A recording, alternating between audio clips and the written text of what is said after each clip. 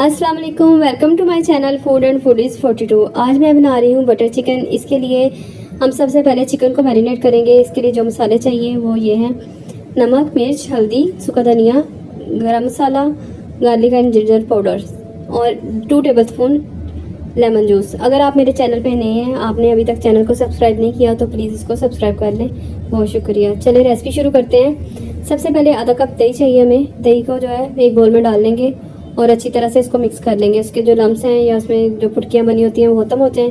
तमाम मसाले इसके अंदर डाल के उसको भी अच्छी तरह से यकजान कर लेंगे। उनको स्पैचुला की मदद से बीट कर लेंगे। अब लेमन जूस ऐड करेंगे। ये सारी चीज़ें अच्छी तरह से मिक्स कर लें क्योंकि हमने अब इसमें चिकन डालना है। चिकन मैंने हाफ़ केजी लिया है और बोन्स वाला लिया है। अगर आप चाहो तो इसमें बोनलेस भी डाल सकते हैं, ये आपकी मर्ज़ी पे डिपेंड करता है। मोस्टली लोग इसका बोनलेस बनाते हैं, लेकिन इस वक्त मैं इसका बोन्स के साथ बना रही हूँ। ये जो रेसिपी है, आप इसको अगर आपके घर में मेहमान आ रहे हैं, आपने ज़्यादा बनाना है तो आप रात को भी इसको मैरिनेट करके रख सकते हैं और सुबह के टाइम इसको तैयार कर लें। इस तरह की चीज़ें करने से कभी कभी बहुत सारा टाइम सेव हो जाता है और ज़्यादा मज़ेदार खाना बनता है, आप लोग थकते भी नहीं हैं। ये देखें, सारा जो गोश्त है वो अच्छी तरह मैंने इसके अंदर मैरिनेट कर दिया है। इसको फ्रिज के अंदर जो है 30 मिनट्स के लिए हम रख देंगे। मैरिनेशन करने से गोश्त बहुत अच्छा टेस्टी भी बन जाता है और टेंडर भी बनता है, इसलिए मैरिनेशन करके ज़रूर इसको 30 मिनट या 1 घंटा दिया करें। अगर आप रात को रख देते हैं तो बहुत अच्छा है। इसकी मसाले की तैयारी करते हैं। मसाले के लिए चाहिए हमें 3 टमाटर बड़े साइज़ के और 2 प्याज। एक साइड पे मैंने थोड़ा सा ऑयल डाल के चिकन उसके अंदर डाल दिया। 30 मिनट्स हो चुके थे। अब ये मैंने आहिस्ता आँख पे जो है ना स्लो फ्लेम पे रख दिया है। प्याज़ों को मैं कद्दूकश कर रही हूँ, छोटा चॉप नहीं कर रही क्योंकि चॉप करने में टाइम लगता है, तो मैं इसको अक्सर कद्दूकश कर लेती हूँ। इससे बहुत अच्छा मसाला भी, ग्रेवी अच्छी स्मूथ बन जाती है।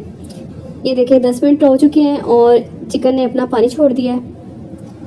ये इसके अंदर ही पकेगा क्योंकि इसमें मैंने दही डाला था। इसमें पानी वगैरह डालने की ज़रूरत नहीं है। आप इसको हल्की आंच पे पकाएंगे तो ये इसके अंदर ही गल जाएगा। मज़ीद इसको पानी वगैरह डालने की ज़रूरत नहीं रहती। इसको मैं ढक के इसके पानी को जो है ड्राई कर लूँगी। ये देखिए 10 मिनट बाद ये पानी ड्राई हो गया है और चिकन को मैं अलहदा से बाउल में निकाल रही हूँ। कढ़ाई को खाली कर लें। इसमें ही हम अब इसका जो बाकी का मसाला है वो इसमें बनाएंगे।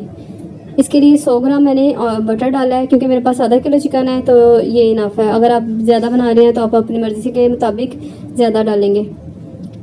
प्याज, लहसुन, अदरक का पेस्ट 2 टेबलस्पून और 1 टेबलस्पून हरी मिर्चें काटी हुई मैं सारा कुछ इस बटर में डाल दिया है और इसको 5 मिनट के लिए फ्राई करेंगे ताकि इसमें अच्छी सी खुशबू आना शुरू हो जाए।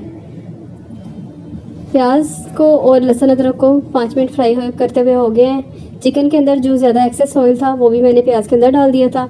इसकी वजह से ये इसका कलर भी चेंज हो गया और जल्दी इसमें से खुशबू आनी शुरू हो गई है।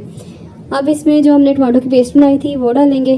टमाटो पेस्ट डालने के बाद इसको इतना भूनना है कि इसके अंदर से पानी ख़त्म हो जाए और ये अच्छा सा इसका पेस्ट तैयार हो जाए। टमाटो पेस्ट डालने के बाद इसके अंदर हम 1 टीस्पून ज़ीरे का डालेंगे और हाफ़ टी स्पून हल्दी का।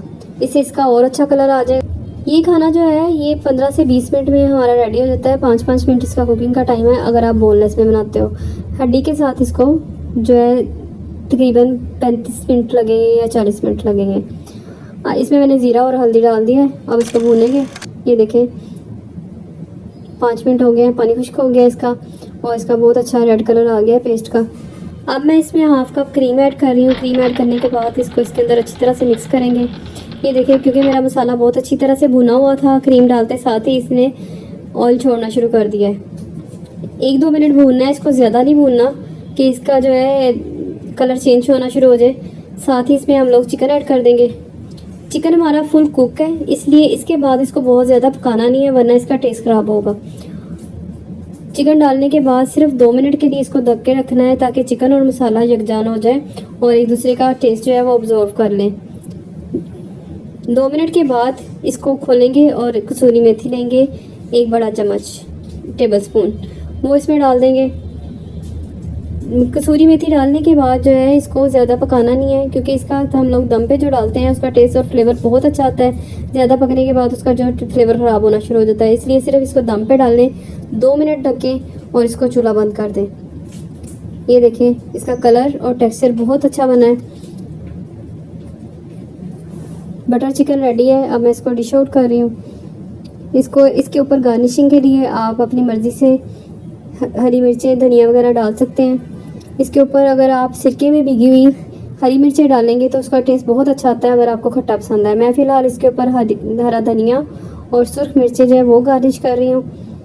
और मैंने थोड़ी सी क्रीम बिछाई थी और थोड़ा सा बटर बिछाया था जो इसके ऊपर एंड पे गार्निशिंग के काम आ रहा है। आप लोग भी जब सर्व करें मेहमानों के आगे तो ज़रूर इस तरह से पेश करें, इस डिश की जो है वो और रौनक बढ़ जाएगी। अगर आपको मेरी रेसिपीज़ पसंद आ रही है तो प्लीज़ मेरे चैनल को लाइक करें, शेयर करें और सब्सक्राइब करें। अल्लाह हाफिज़।